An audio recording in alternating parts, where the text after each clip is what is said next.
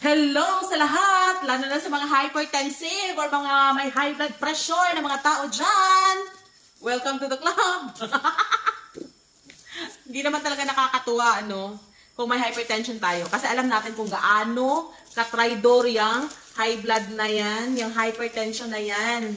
Hindi talaga natin dapat na baliwalain yung hypertension. So kaya eto, bumili na ako ng isa pang charan BP monitor.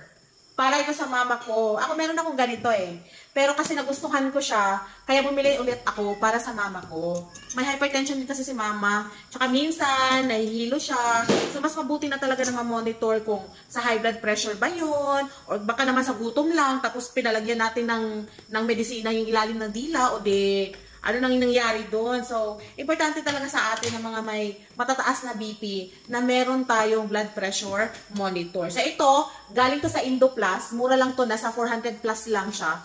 So, very affordable po siya. Ayan, meron siyang lalagyan sa loob. And, of course, meron siyang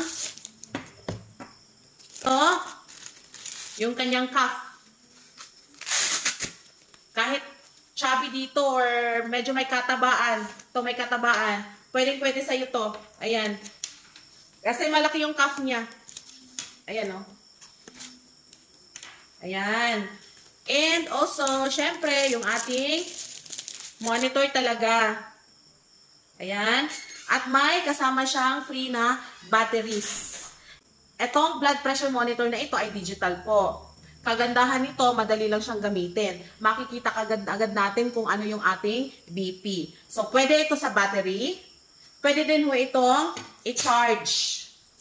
Tingnan natin. Ayan, meron pang isa, dagdag. So, gamitan lang natin ng Type-C na charger, yung charger ng cellphone natin. So, dito mo siya ipapasok, yung sa charger. Tapos, ito, sa cuff niya, dito mo siya ilalagay. Maganda to ha, 2-in-1. Pwede sa batteries. May free na siyang kasama. At pwede din i-charge. So, ayan po ang lagayan ng kanyang battery. 4. So, please lang, kung medyo nafe-feel ninyo na iba na yung nararamdaman ninyo, baka may hypertension na kayo dyan. So, bumili na kayo nito.